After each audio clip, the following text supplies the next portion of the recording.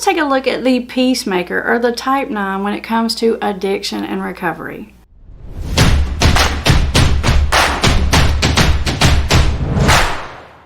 Now, the typical addictions that type 9s may fall into would be things like overeating or depressants to kind of mediate that anxiety that they feel, or alcohol or marijuana.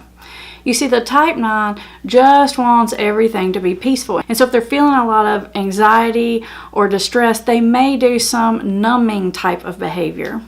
You see, type 9s really suppress their anger, and so a lot of times they suppress it so much and so long, they gotta start putting substances and chemicals on top to keep it all in there.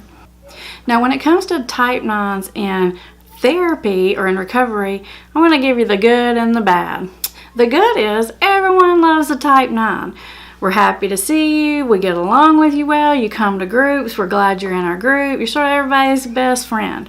But the difficulty with that is that, especially when it comes to addiction and recovery, most time you're gonna have to pick one side or the other. Like, really, you are on this side, you believe this, you're all the way over here, or you're all the way over there. When it comes to addiction and recovery, a lot of times it is a little black and white. You're going to have to pick, and type 9s have a really hard time doing that.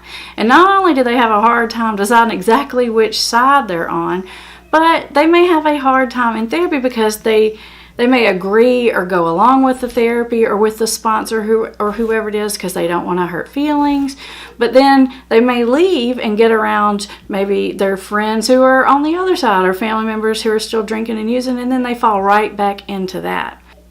So while type 9s are easy to deal with in actual therapy sessions, in a recovery process as a whole, I find type 9s to be quite difficult. Their journey is longer because it takes them longer to get to that point where they're really going to pick one side or the other. So they're more pleasant to deal with up front, but harder to really get to commit down in the long run.